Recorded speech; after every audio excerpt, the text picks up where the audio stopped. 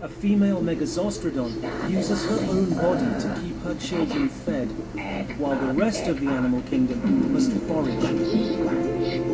But will this be enough to save her species? The future of all mammals, including us, rests on her tiny shoulders. Pity is for the living, envy is for the dead. Mark Twain, 1884.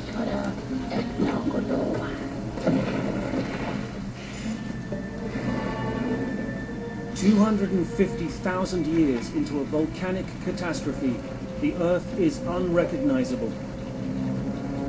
From space, the fissures can be seen stretching for thousands of miles, from modern-day Boston to Rio de Janeiro.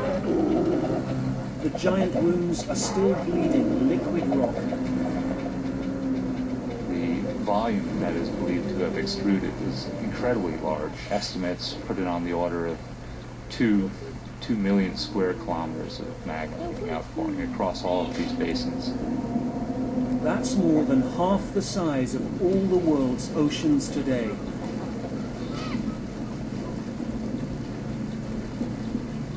The signs of mass extinction are sobering.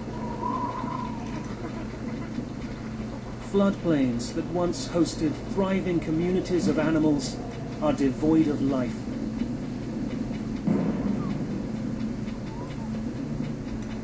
Where verdant rainforests once stood, only desert remains.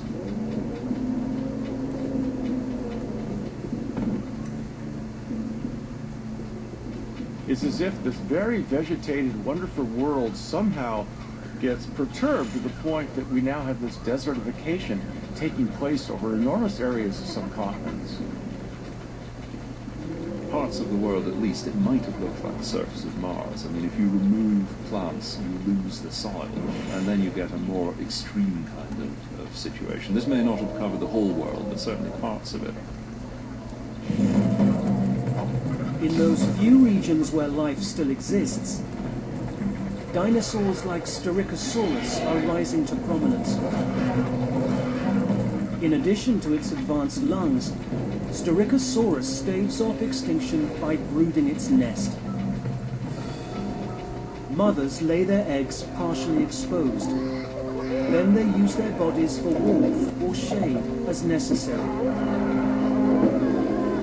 This body contact allows a mother to fine-tune the temperature of her eggs, fostering a close, if not maternal, relationship with her young.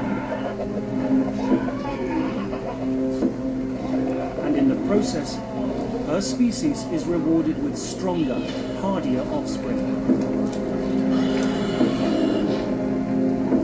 So while everything else is dying, it's as if we start getting more and more dinosaurs and bigger dinosaurs.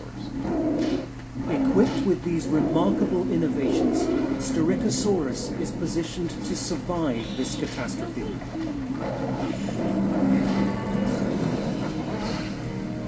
Over 500,000 years after they began, the camp basalt eruptions finally draw to a close.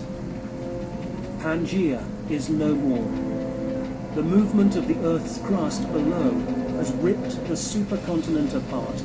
The liquid rock foundation for the Atlantic Ocean has been poured. The final death toll is almost unfathomable.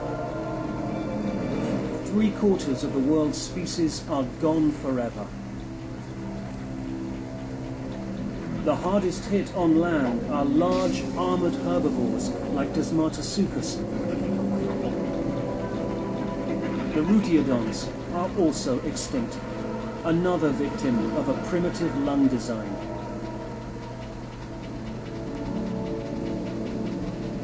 But as gruesome as it is on land, the oceans are far worse off.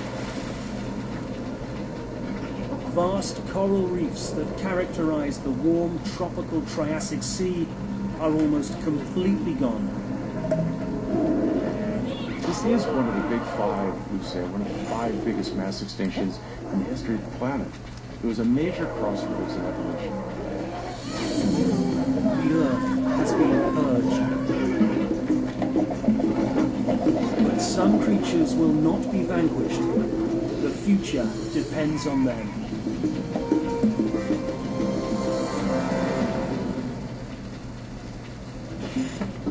Times go by turns, and chances change by course. Robert Southwell, 1595. The Triassic mass extinction is finally over. After 600,000 years, the planet is nearly lifeless.